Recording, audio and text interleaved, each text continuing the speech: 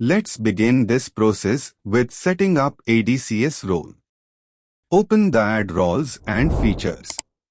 In Server Manager, go to Manage, Add Roles and Features.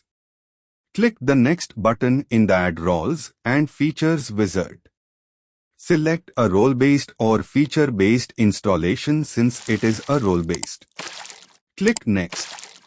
Since it has only local server, select that local server, then click Next. Select Active Directory Certificate Services role, then click on Next. Click on Add Features button to add the ADCS features. Click on Next and Next again.